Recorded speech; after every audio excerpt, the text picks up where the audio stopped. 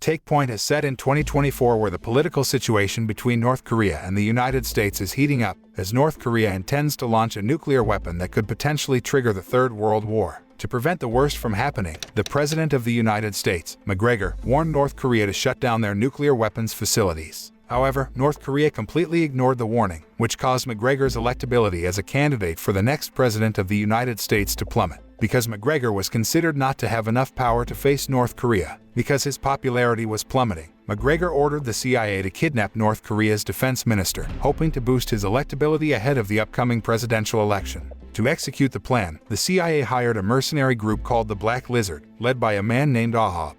The scene then switches and shows Ahab in a renovated bunker for a meeting between North and South Korea during the Cold War. Inside the bunker, Ahab and one of his men, Marcus, are seen monitoring their team that has prepared on the other side of the bunker to kidnap a target on orders from the CIA. In addition to discussing the kidnapping plan with Marcus, Ahab also took the time to examine a document containing information about a man named Logan who had just joined his team. From this information, Ahab learned that Logan was an expert in IT and hacking. Shortly afterward, a team member informed Ahab that the car of the target had entered the tunnel leading to the bunker.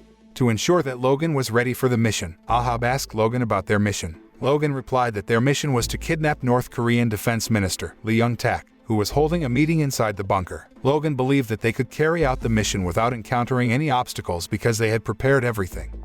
Before the target arrived at the bunker, a female CIA agent named Mac contacted Ahab and asked him to confirm the target they were going to kidnap through the CCTV cameras that Ahab and his team had installed. When they showed the female agent some of the CCTV cameras inside the bunker, Mac then told Ahab that his team had installed the CCTV cameras at the wrong angle, so Mac and her team could not monitor them clearly. Therefore, Mac also told Ahab to install CCTV cameras in a better angle so that she could make sure that the group that would soon arrive at the bunker was their target. Ahab then ordered one of his men named Gerald to find a better angle so that they could monitor the situation inside the bunker more clearly.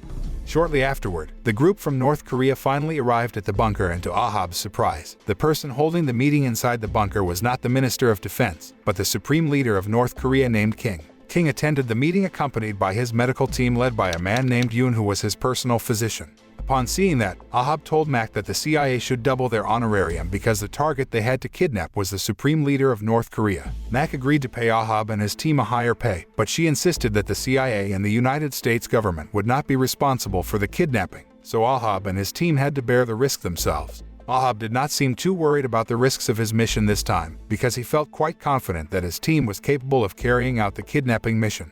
Shortly afterwards, Ahab rushed to meet all his team members to inform them that their mission had changed and their target was now King, the Supreme Leader of North Korea. Ahab then asked his team about who wanted to lead the kidnapping mission, mentioning that the CIA had agreed to double their pay. Ahab actually wanted to lead the mission, but he had an accident some time ago which caused him to use a prosthetic leg. Although Ahab had mentioned that they would be rewarded handsomely if they successfully completed the mission, it seemed that none of his crew had enough courage to kidnap the Supreme Leader of North Korea. Therefore, Ahab then assigned one of his members named Jose to lead the kidnapping mission, because only Jose was reliable enough to carry out the mission. Ahab tried to convince Jose by saying that this time the kidnapping mission was their last mission and lured him with a much bigger reward if Jose was willing to lead the mission. Upon hearing that, Jose finally agreed to lead the mission, so they immediately moved to carry out the kidnapping mission. Ahab and his team immediately broke into the bunker that was the location of the meeting, then killed the North Korean soldiers guarding the place. Shortly afterward, Ahab contacted Mac to inform her that his team had successfully captured King and his personal medical team. But unexpectedly, one of the North Korean soldiers they had taken down was still alive and shot Jose in the neck, causing him to lose a lot of blood. So Gerald then urged Ahab to ask the CIA for help so that they would send a medical team to save Jose. However, Mac did not want to be responsible for this and immediately ordered Ahab and his team to take King out of the bunker and complete their mission. Ahab then became indecisive because he really didn't want to leave Jose, who was seriously injured. But they had no other choice because he had reached an agreement with the CIA, who refused to be responsible for anything that happened to Ahab and his team on the mission. In the end, Ahab decided to leave Jose and ordered his crews to hurry up and take King out of the bunker. However, when Ahab and his team were about to leave the place, they saw a television broadcast about a group of mercenaries who managed to kill the Supreme Leader of North Korea 10 hours ago. In the news program, the news anchor mentioned that the mercenaries had been captured by the North Korean army. Upon learning that, Ahab and his team finally realized that they had been trapped and their location was known to the enemy, so Gerald proposed to Ahab to destroy the path that the enemy would take to reach the bunker. However, before Ahab and his team could leave the bunker, they were suddenly ambushed by a group of mercenaries who were much more numerous and also had more complete weaponry. A gun battle between the two mercenary groups was inevitable, so Ahab immediately told Logan and Marcus to take King to a safe place. Ahab then contacted Mac for help and inquired about the armed forces that ambushed them. Mac informed Ahab that the armed forces were a group of mercenaries hired by China government to capture King. Mac assumed that China was trying to attack North Korea first by targeting King and using him as bait when King attended the meeting in the bunker. Although North Korea intends to launch their nuclear weapons, in reality, it is China that has control over the nuclear weapons. Mac thinks that North Korea might be planning a nuclear attack because of the United States' mistake, and China intends to prevent the nuclear attack and act as a hero to prevent the Third World War. Mac then tells Ahab that the only way to foil China's plan is to save King and make sure King stays alive. Arriving in a room, Marcus suddenly shot Logan and pointed his gun at Ahab while telling him to turn off the communication device connected to the CIA. Marcus revealed that he had been working with Alligator 47, a mercenary group hired by China government, where they promised to provide a huge reward for King. Marcus then offered Ahab to join the mercenary group as they would get a hefty salary and some very favorable benefits. Ahab seemed to consider the offer, but he secretly grabbed his gun as Marcus moved the unconscious King to the bathroom. However, when Marcus returned to the room, he realized that Ahab had taken his weapon. They then sat facing each other, and when Marcus was caught off guard, Ahab immediately seized the opportunity to shoot at him. But unfortunately, Marcus managed to corner Ahab and knock him down. When Marcus was about to kill Ahab, surprisingly, Logan was still alive and managed to kill Marcus. However, the shooting incident also caused King to be shot, so Ahab thought that King was dead. Ahab then activated the monitor in the room to monitor the CCTV cameras while contacting Gerald, who was involved in a shootout with the mercenaries hired by China. Ahab then informed Gerald that Marcus had betrayed them and King was dead. However, Gerald doubted that King was dead, because if King was dead, then the bunker would have been destroyed a few minutes ago. Upon learning that, Ahab rushes to check the heart rate detector on King's wrist and discovers that King is still alive, although his condition is currently very weak due to blood loss. Ahab assumed that the CIA would send the backup and help them get out of the bunker if he could keep King alive. Ahab then took the first aid kit and treated King to keep him alive while contacting Gerald to find the whereabouts of Yoon, who was King's personal physician. Gerald finally found Yoon and immediately connected him with Ahab through their communication devices. After connecting with Yoon, Ahab immediately informed Yoon about King's current condition and asked Yoon to give him directions to treat King.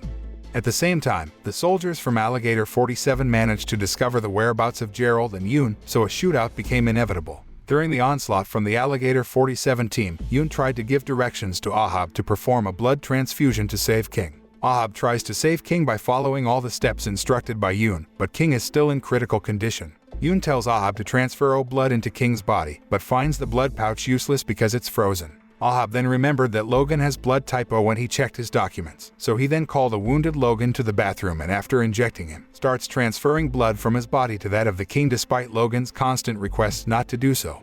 After getting a blood transfusion from Logan, King finally made it through the critical period and his condition stabilized. Afterward, Ahab tried to contact Mac to inform her about King's condition and ask for help, but he was unable to reach her at all.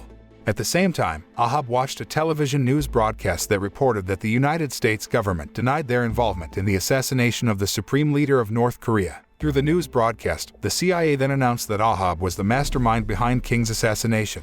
Ahab, who was still in shock because he was made a scapegoat by the CIA, was then surprised by a rumbling sound indicating that the bunker had begun to be destroyed to kill King. Shortly afterward, a huge explosion occurred and collapsed the place. When he finally woke up after being unconscious for a long time, Ahab found that Logan was dead, while King managed to survive and his condition was also stable, although he was still unconscious. Ahab tried to contact Gerald and his team members, but none of them answered his call, until finally he got a call from Yoon, who informed Ahab that only he managed to survive the explosion. Ahab thought that all of his team members had died, but surprisingly, Gerald suddenly contacted Ahab and informed him that 4 of their team members had survived. Upon hearing that, Ahab became relieved and tried to find a way out for Gerald and his team. Ahab also directed Yoon, who was trapped in the ruins, to find a way out so that he could reunite with Gerald and his team. After getting instructions from Ahab, who's directing them from the surveillance room, Gerald and the others rushed to find a way out to save themselves. Shortly thereafter, Mac contacted Ahab via his mobile phone because Mac apparently knew that King was still alive. An upset Ahab then asked Mac why they blew up the bunker, even though Ahab and his team were still carrying out their mission. Mac then informed Ahab that the United States government decided to get rid of all the evidence in the bunker so that the United States could refute China's allegations claiming that the CIA and the United States government were involved in the kidnapping of King. Mack added that McGregor was criticized by the public, so he made the decision to blow up the bunker to remove the evidence that explains the U.S. government's involvement in King's abduction. Mack also informed Ahab that she had been dismissed from her position as CIA team leader, so she could not give official orders to send help to Ahab and his team. However, Mack told Ahab that she would help him to free him from the accusation of being the mastermind behind King's murder if Ahab managed to bring King out of the bunker alive. Mack tried to convince Ahab to follow her plan because if he managed to prove that King was still alive, then McGregor would win public opinion, which could boost his electability in the presidential election. After much consideration, Ahab finally agreed to follow Mack's plan, as he had no other more favorable options. On the other hand, Gerald and his team, who were trying to find a way out of the bunker, were intercepted by several members of the Alligator 47 team, who immediately launched an attack on them. While Ahab was giving directions to Yoon, he received a phone call from Mack informing him that McGregor had decided to send help to Ahab and his team. Mack asked Ahab to wait for the help that would soon arrive to save them. But unfortunately, Gerald and his team, who were involved in a gun battle with the Alligator 47 team, began to run out of ammunition, so they were finally killed. Ahab, who witnessed the incident through the CCTV camera, looked so shocked because in the end, all of his team members died in the mission. At the same time, Ahab realized that the Alligator 47 team was moving closer to him, so he decided to take King away. However, before Ahab could move to escape, he was suddenly attacked by a tank that managed to break through the wall in the room. From the hole where the tank attacked, Ahab saw Yoon, who was trying to escape from the enemy, and called Yoon to save him from the enemy's siege. Yoon immediately checked King's condition and realized that King still needed a blood transfusion to restore his critical condition. Yoon acted quickly to donate his blood directly to King, while Ahab tried to protect Yoon from the attack of the Alligator 47 team, who had discovered their location. In the meantime, through a television news broadcast, McGregor made a statement that the United States was indeed conducting secret military operations, but other countries had slandered the United States in an attempt to destroy the balance of world peace. McGregor then welcomed anyone to criticize him, as his reputation in politics was not important, as the U.S. government's main priority at the moment was to save the U.S. soldiers who were fighting for their country. In the speech, McGregor mentioned that Ahab was a soldier fighting for the United States, and he would make sure that Ahab would return to the United States safely. Because of his speech, McGregor's popularity rose again and his electability rose sharply to beat his rivals. Afterward, McGregor declares Ahab as a hero who fought to rescue King from the enemies, and eventually wins public support. Ahab, King, and Yoon are rescued and taken in a plane, which is soon attacked by their enemies. An unconscious Yoon falls out of the plane and Ahab jumps with a parachute, first saving King and then Yoon by holding him tight as they swiftly reach the surface. The film ends with Ahab and Yoon, who manage to survive, and Yoon gives Ahab a shoulder as they begin walking. The moral that can be learned from this movie is never to have greed in our heart, because greed will only cause suffering in our life.